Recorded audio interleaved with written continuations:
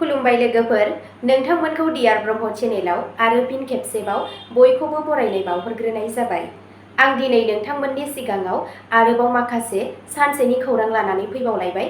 आसा खालामो नोंथांमोनहा खौरांखौ खोनासंनानै मोजां मोनगोन आरो बेजों लोगोसेनो बे चेनेलनि गेजेरजों नोंथांमोनहा सानफ्रोमबो फुंबिलि समाव सानसेयारि खौरां नायनो गोसोब्ला चेनेलखौ साबस्क्राइब खालामनानै लादो आरो खौरांखौ खोनासंनानै मोजां मोनोब्ला अन्नानै लाइक, शेयार आरो कमेन्टबो खालामनानै होलांब्लानो जाबाय। दिनैनि गाहाय रादाबफोराव दङ। अरुणाचल जाब्रबथायाव सानै थिखादारखौ खादों। 2026 मायथाइनि आसाम बिसायख'थियाव शिबसागरनिफ्राय बिसायख'थि गेलेगोन अखिल गगৈ।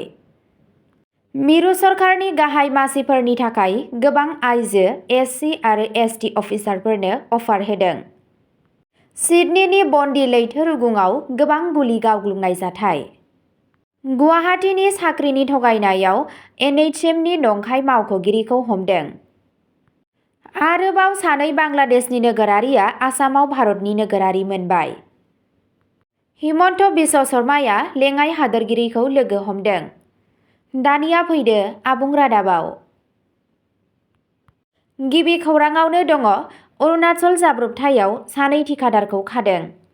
14 दिसेम्बर खालि मावख'गिरिफोरा फोरमायनाय बादिब्ला अरुणाचल प्रदेशआव जानाय मोनसे दुखुनांथाव जाब्रबथायाव सा 21 खामानि मावग्राफोरनि जिउ खहा जानायनि दायाव आसाम पुलिसआ सानै थिखादारफोरखौ खादों।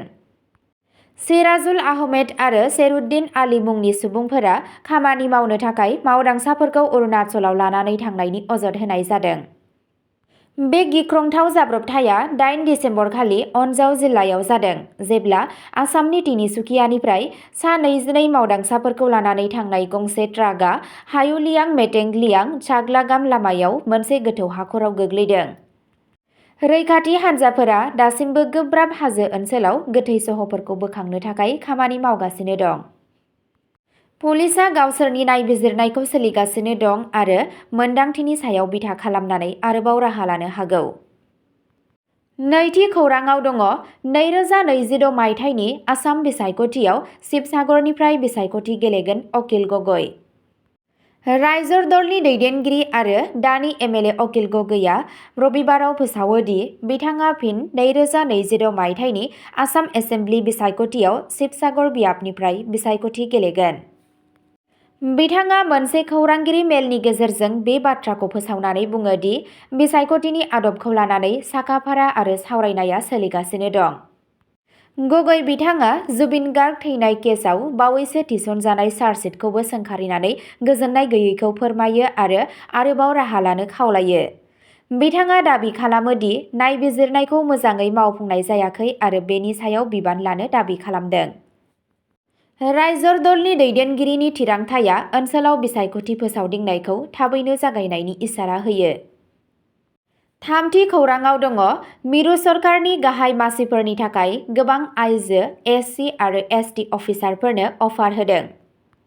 मिरु सरकारा गासै हादरसाफोरखौ मिरुआव गोनां डेपुटेसन मासिफोरनि थाखाय शेड्युल कास्ट एससि आरो शेड्युल ट्राइब एसटिनि आइजो अफिसारफोरनि मुंफोरखौ दैथायहरनो खावलायदों।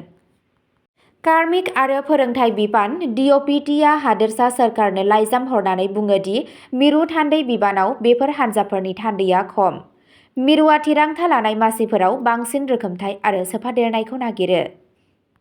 हादोरसाफोरखौ बेबादि आरजाथाव मावख'गिरिफोरखौ सुबुरुन होनो थाखाय बुंनाय जादों जाय खमैब्लाबो 2 बोसोरसिम खामानि मावनो हायो आरो जायनि थाखाय मोनसे रोखा सांग्रांथियारि रेकर्ड दं।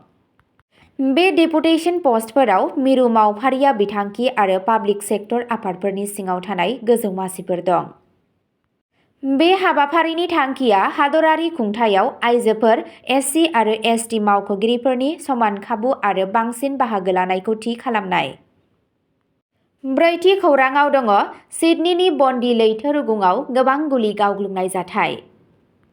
अस्ट्रेलियानि सिडनीनि बन्दी बीचआव रबिबार 14 दिसेम्बर 2025 खालि मोनसे गिख्रंथाव गुलि गावनायनि खौरां मोन्नाय जादों, जेराव गोबां सुबुंफोरा जिउ खोमायो आरो गोबां जोखोम जायो।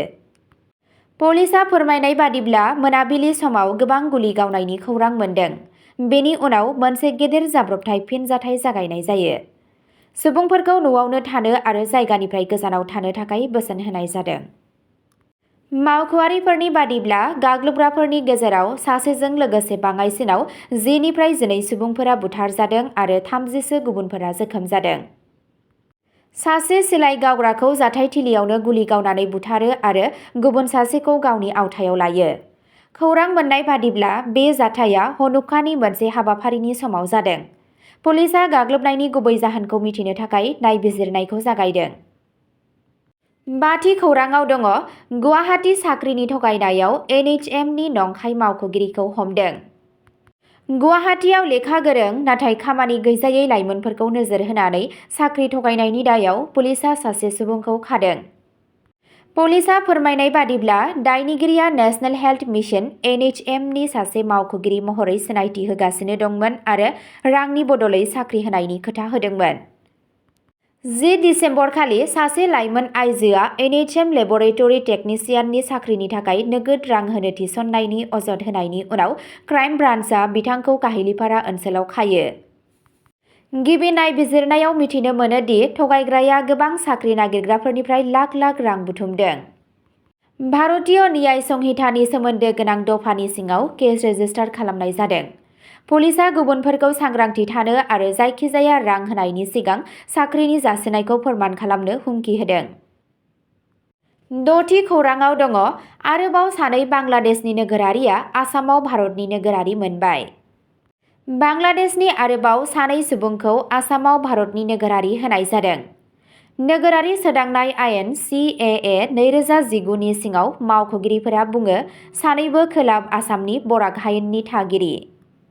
बिसोरनि गेजेराव सासेया श्रीभूमिनि 40 बोसोर बैसोनि सासे आइजो, जाय 2007 मायथाइयाव भारताव फैदों आरो उनाव सासे जायगानि सुबुंजों जुलि जादों। रेजिस्ट्रेशन राहानि गेजेरजों CAA नि सिङाव नोगोरारि मोननो हानाय बिथाङा आसामनि गिबिसिन आइजो। गुबुन सासेया सिलचरनि सासे 61 बोसोर बैसोनि सुबुं, जाय 1975 मायथाइयाव भारताव हाबफैदों आरो नोगोरारि महरै एप्लाइ खालामनायनि सिगां थाहैदोंमोन। बे मोननै गनायथिजों साब्रै बांलादेशी हिन्दु नोगोरारिफोरा दासिम CAA नि सिङाव आसामाव भारतनि नोगोरारि मोननो हादों। 7थि खौराङाव दङ हिमन्त बिश्व शर्माया लेङाइ हादोरगिरिखौ लोगो हमदों। आसाम चिफ मिनिस्टार हिमन्त बिश्व शर्माया रबिबाराव गोदान दिल्लीयाव भारतनि लेङाइ हादोरगिरि CP राधाकृष्णनखौ लोगो हमहैदों। लेङाइ हादोरगिरिनि मावख'आरि न'आव जानाय मेलनि गेजेरजों शर्माया बिथांखौ बिबान लानायनि थाखाय साबायखर बावो आरो आसामनि जौगाखांनायनि दावगानायनि सायाव सावरायो। गिबि मन्थ्रिया नेमखान्थि बादियै लेङाइ हादोरगिरिखौ रामखौ नायनो थाखाय खावलायो जाहाथे बिथाङा हादोरसानि बावैसो सोलायनाय आरो जौगानायखौ नायनो हायो।